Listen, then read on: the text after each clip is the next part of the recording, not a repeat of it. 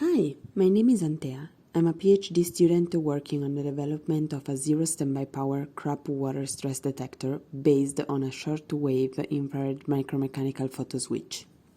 The agricultural industry currently faces an urgent need to improve crop productivity in response to the rapidly increasing competition for arable land and exposure to climatic shocks.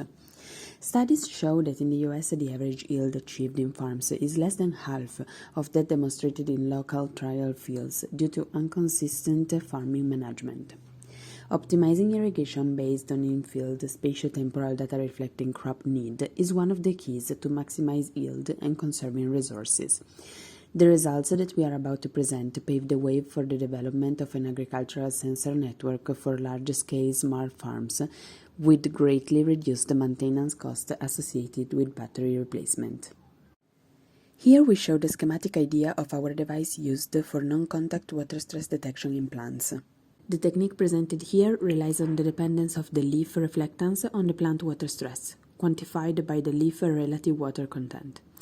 The leaves of non-water stressed plants have low reflectance in the short wavelength infrared region due to strong infrared absorption by water in their leaves. When water stressed, this absorption is lower and the reflectance increases, and a larger intensity of infrared is reflected when illuminated by the sun. Thus, the reflected infrared power in the specific wavelength band acts as a direct signature of plant water stress and can be exploited to detect it.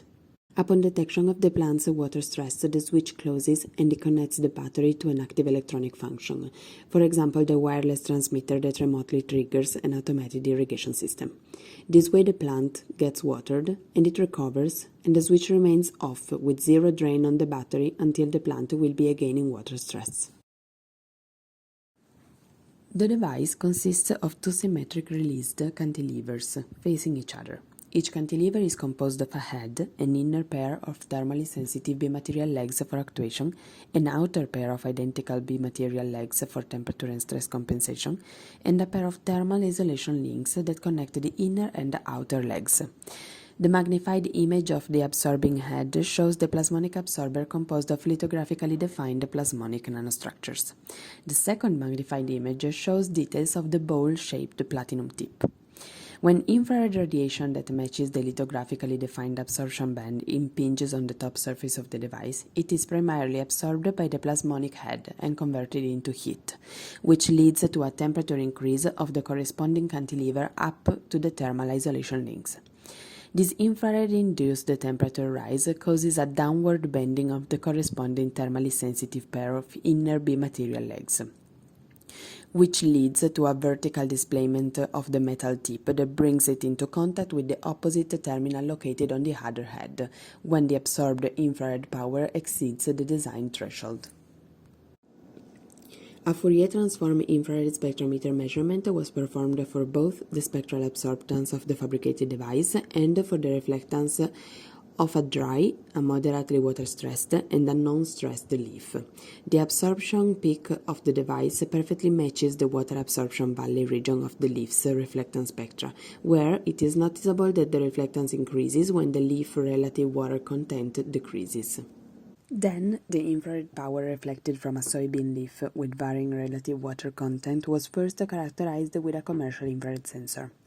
The result is visible as the red curve at the top right of the slide.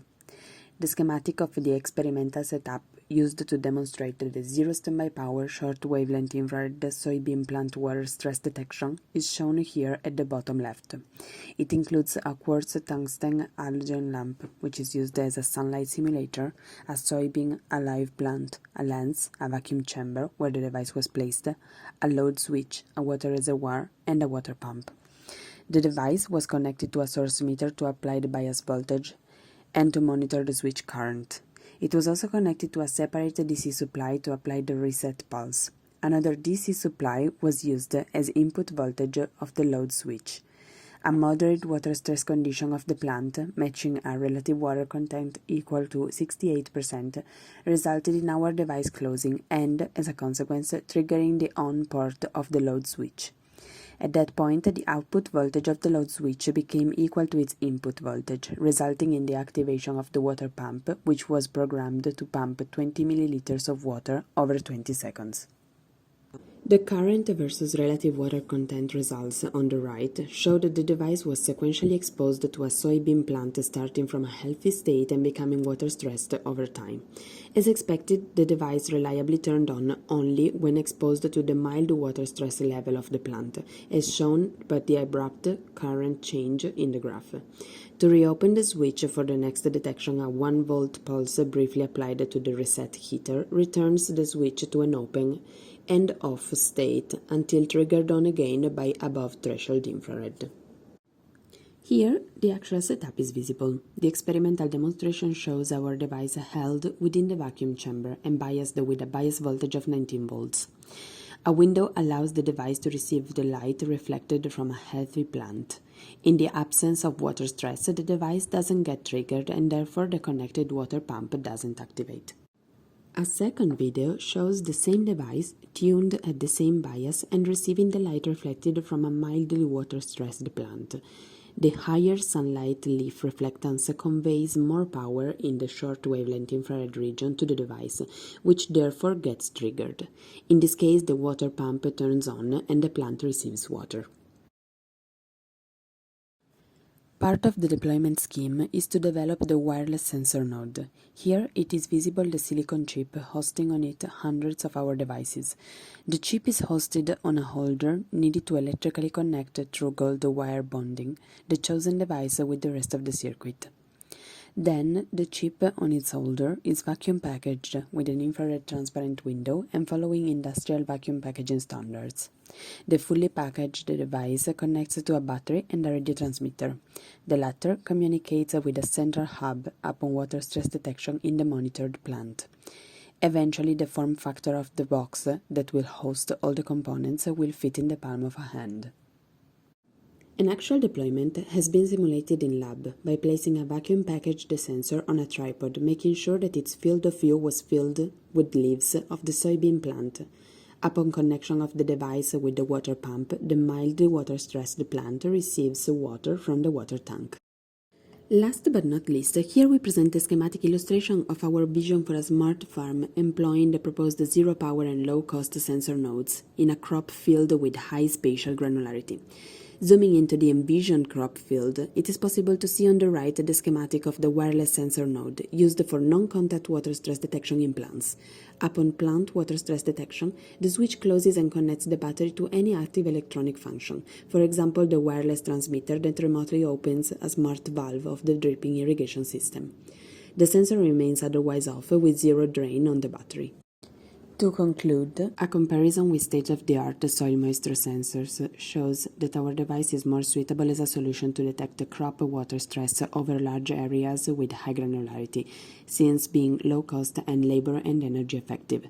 In fact, soil moisture sensors, since they provide an indirect monitoring on the status of the plant through soil, guarantee high enough accuracy only with a correct calibration per soil type due to different water retention capabilities. Furthermore, they need to be placed at the right depth close to the roots, which varies per plant type. The direct measurement on the plant provided by our technology gets rid of the soil and depth of the roots dependence. Finally, the soil moisture sensors are duty cycled with a standby power in the order of the microwatts, meaning that the battery needs to be replaced every year. On the other hand, the event-driven wake-up function of our technology, together with the standby power in the order of the picowatts, guarantees a 10-year battery lifetime.